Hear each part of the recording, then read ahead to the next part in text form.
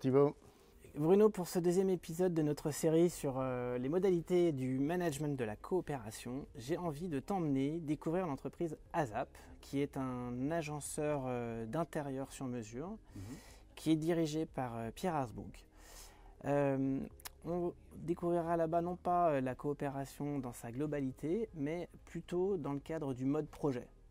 Mode projet qu'on connaît bien d'ailleurs chez APSI parce que nous-mêmes, on l'utilise beaucoup.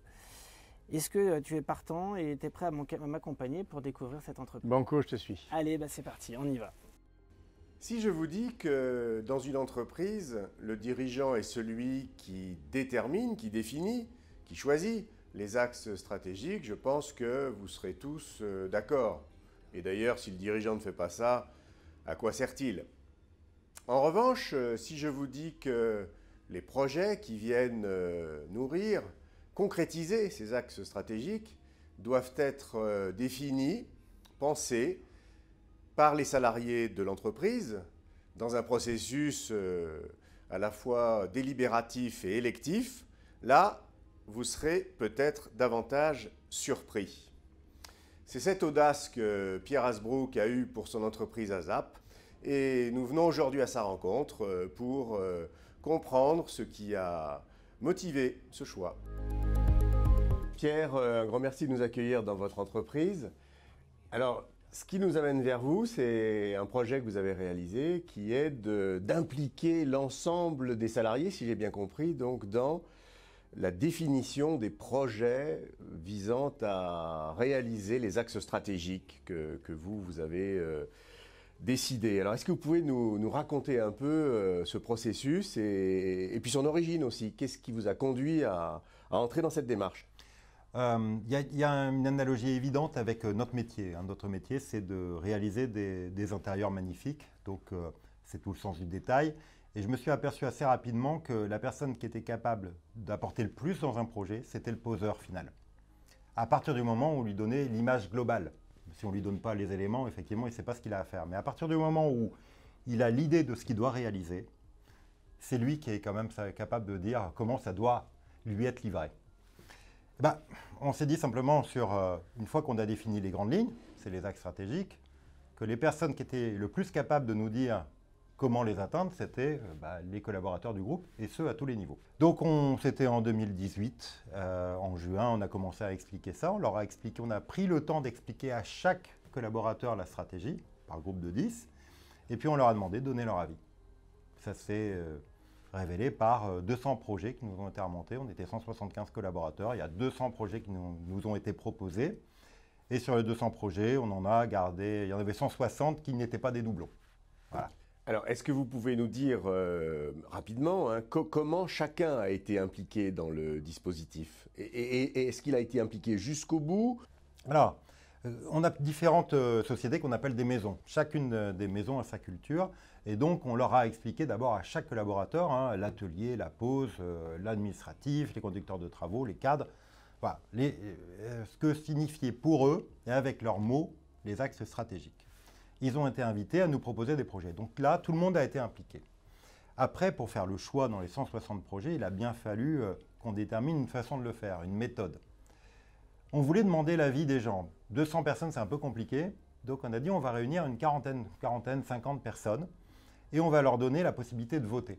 Sur les 40 personnes qui étaient là, eh bien, chacun avait le même potentiel, le même pouvoir de vote que moi. Un homme, une voix. Voilà, un homme, une voix. Alors c'était un peu marrant, par exemple, on les avait triés par priorité ou par difficulté plus exactement. Donc par exemple, sur les 40 les plus faciles, ils devaient allouer 41 points. Donc il y avait des stratégies différentes. Moi aussi, j'avais 41 points. D'accord. Et chacun donc a donné son point de vue. Et alors de quelle manière tout ça discutait, délibérait? On a présenté chaque projet avec un pitch à peu près d'1 minute. Après, chacun a voté à son âme et conscience. Il y avait, alors c'était marrant parce que comme il y a des maisons différentes, il y avait des directives de vote parfois dans des maisons qui suivaient le chef et d'autres où ils étaient très libres. Donc il y a des maisons qui étaient très intéressées par certains projets, avaient donné des consignes de vote très très claires et puis d'autres, donc une démocratie limitée, et puis d'autres, c'était totalement libre. Donc on a eu des projets. Alors j'ai une petite anecdote, c'est que notre DAF était très inquiet qu'ils voyaient qu'il y avait des projets qui allaient coûter très cher sans rapporter beaucoup. Et finalement, ces projets-là, moi je dis, il faut leur faire confiance, ces projets-là ne sont pas sortis. Donc la vision collaborative et collective a plutôt élu des projets qui étaient très intéressants. Alors, ce groupe qui a sélectionné ultimement les projets, le groupe de 50 dont vous parlez, il était représentatif de tous les niveaux stratégiques dans l'entreprise, de tous les niveaux hiérarchiques. On descendait jusqu'au N-2, donc il y avait quand même, on allait très loin par rapport à ça. Il faut comprendre que chez nous, beaucoup de gens viennent de la base. Beaucoup de gens sont montés et notre management d'intermédiaire vient beaucoup des gens qui étaient sur le terrain avant. Donc c'est pour ça que les poseurs, il y a des poseurs qui sont responsables de la pose, donc qui étaient là, par exemple, au moment du choix.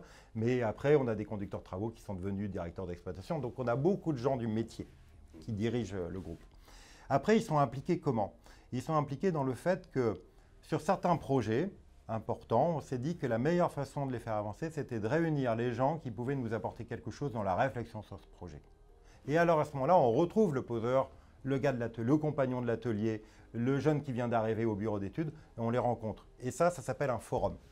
Voilà. Donc on se dit, par exemple, sur le problème de la pause, d'ailleurs on avait un sujet sur comment trouver les ressources de pause, et il y avait des poseurs.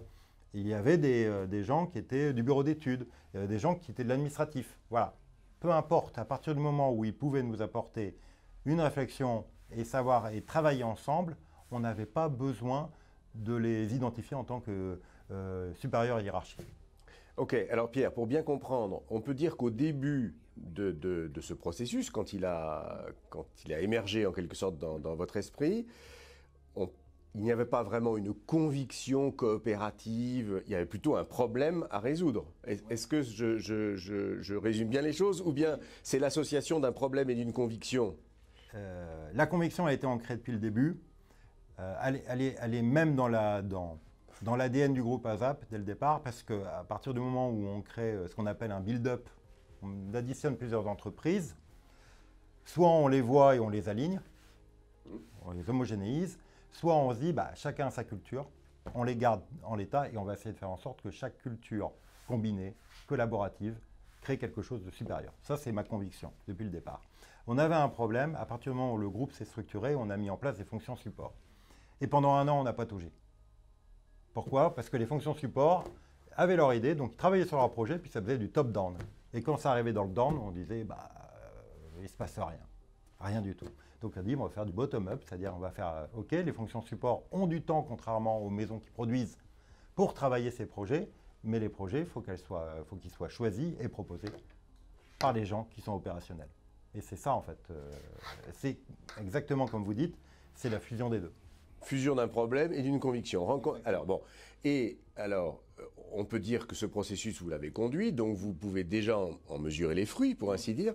Alors, c'est quoi les fruits peut-être même les fruits inattendus. Il y a les fruits qui étaient prévus, et puis il y a peut-être une fécondité qui est là et qui n'était pas attendue. J'aimerais bien vous entendre là-dessus. Alors, les fruits non attendus, c'est finalement la rencontre des gens, et ça met du temps que les gens se connaissent et se fassent confiance quand même. Mais le fait de travailler sur des sujets qui n'étaient pas en lien forcément avec le métier opérationnel, livrer un chantier, ça fait que les gens, quand même, ont appris à se connaître différemment, et que par contre, la performance sur les chantiers, puisqu'on a énormément de projets où on fait collaborer différentes maisons ensemble, ça s'est ressenti bien plus bénéfique. Là, on est en train de réaliser des projets, j'imaginais même pas que ça puisse se passer comme ça, parce qu'on met des gens qui participaient à un projet global, mais comme ils ont déjà construit quelque chose ensemble de plus léger, ça donne aussi moins impliqué dans le résultat opérationnel, ça produit quelque chose d'assez inattendu. Ça, c'est intéressant.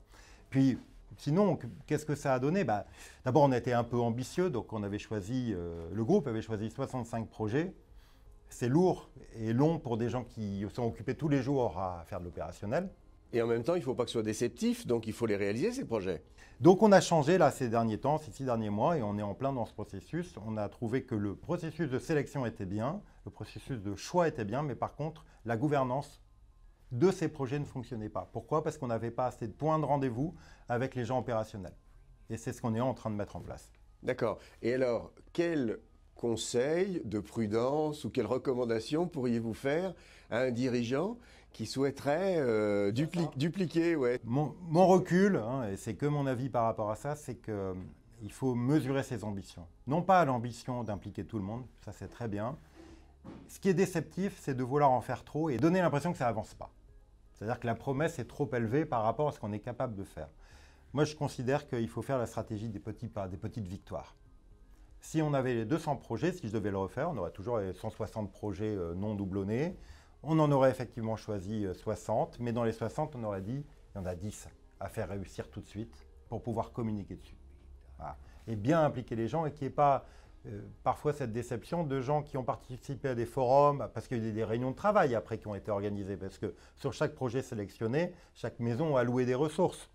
Et des gens qui étaient effectivement, peu importe leur position dans l'entreprise, mais ceux qui étaient également productifs et capables d'apporter quelque chose. Mais pour que ça porte ses fruits et que ça soit motivant, il faut qu'on puisse mesurer chaque victoire et la célébrer. La célébration est importante. Alors, pour conclure, est-ce que vous pourriez me donner un atout d'un fonctionnement coopératif comme celui que vous nous avez décrit, et puis peut-être aussi un risque? L'atout, il y en a des tonnes. La motivation, la richesse des idées, le brassage intellectuel, la capacité à se déplacer. Moi, je crois énormément à ça. Je crois énormément au fait que quand on est capable de faire 1 + 1 égale 3, c'est bateau ce que je dis, mais c'est tellement vrai.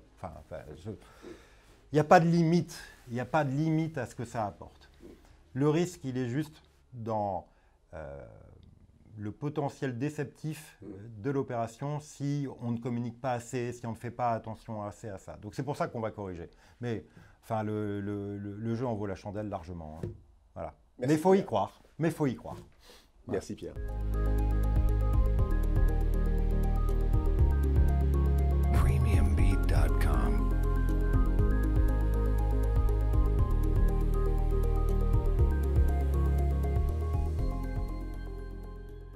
Pour moi, c'était une réelle occasion de pouvoir participer à la vie de mon entreprise.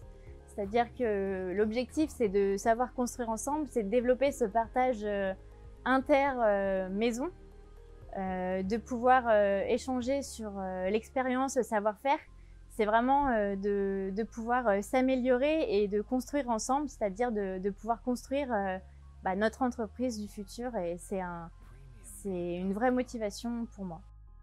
Ce qui est plutôt bien fait, c'est qu'on pose vraiment la question à toutes les personnes de l'entreprise, que ce soit des poseurs, des personnes à l'atelier, des bureaux d'études au chiffrage ou à la conduite de travaux. Et du coup, on a tous une vision un peu différente de l'entreprise ou du sujet sur lequel on débat. Et ça permet vraiment de se confronter et d'avoir peut-être le choix qui est le mieux pour tout le monde. Et c'est de là où est née un peu la stratégie 2017-2021 qui est d'acquérir, de faire développer et fidéliser nos talents. Voilà, il faut que tout le monde progresse, tout le monde avance ensemble. On est tous dans le même bateau et de maîtriser l'environnement chantier. On a vraiment cette position pas juste de salariés, mais vraiment de collaborateurs. On nous demande notre choix et c'est très important pour se sentir investi. Et puis c'est aussi sentir ce sentiment d'appartenance à un groupe, c'est très valorisant. On se sent impliqué dans l'entreprise, on apporte notre pierre à l'édifice et c'est une certaine reconnaissance de la direction,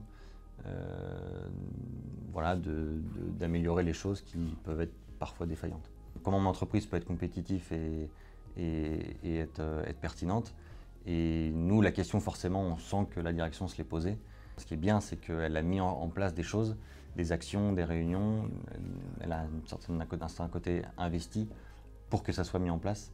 Et ça, c'est très reconnaissant. Nous voyons énormément de points d'amélioration, dont une principalement, c'est pouvoir mener tous les sujets du projet vraiment à terme et avec la même énergie. Donc l'idée, ce serait peut-être de prioriser et de s'engager sur un nombre de sujets projets, les mener à bout et ensuite d'enchaîner sur des nouveaux sujets. Je me sens vraiment acteur en fait dans mon entreprise et Et c'est important pour notre métier, ça nous permet d'évoluer, même nous, personnellement parlant. Tu vois Bruno, j'ai vraiment envie de lui dire bravo à Pierre Hasbrouck. Finalement, ces maisons, c'est pas qu'une image. On voit à quel point il a réussi à créer une dynamique et à aligner ses équipes et ses différentes maisons. Et on voit à quel point il a réussi à créer une synergie à l'intérieur de son entreprise. Pour moi, c'est assez révélateur, clairement, de cette coopération dont on parle ensemble depuis un certain temps. Bah oui, tu te souviens que quand on a identifié les enjeux du management, on s'est dit ensemble qu'un des objectifs de l'entreprise coopérative, c'est de créer de la synergie entre tous les acteurs de l'entreprise. Et là, on a un magnifique exemple de création de synergie. C'est une synergie en fait entre des maisons qui font des métiers complémentaires, qui contribuent finalement à l'objectif de l'entreprise qui est cet agencement des intérieurs. Et qu'est-ce qu'il y a dans des maisons? Il y a des hommes. Et qu'est-ce qu'il y a dans les maisons? Il y a des hommes. Et donc la question que s'est posée Pierre, c'est comment améliorer finalement la coordination du travail des maisons, puisque toutes les maisons interviennent successivement sur des mêmes chantiers.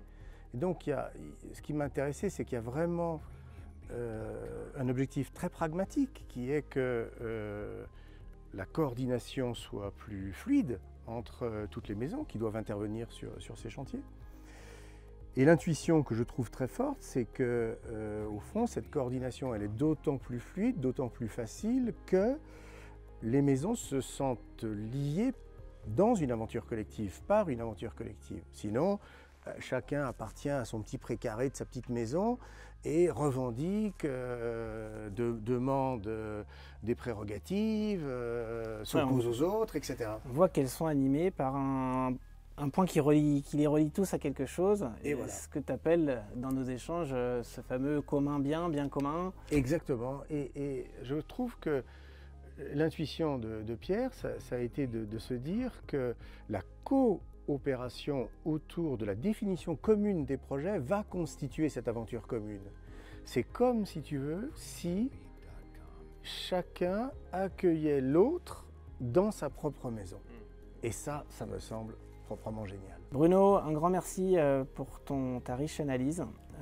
Et je te propose qu'on se revoie très bientôt pour notre 3e épisode qui aura lieu pas très loin d'ici, en centre-ville à Lyon, mais je garde la surprise pour la prochaine fois.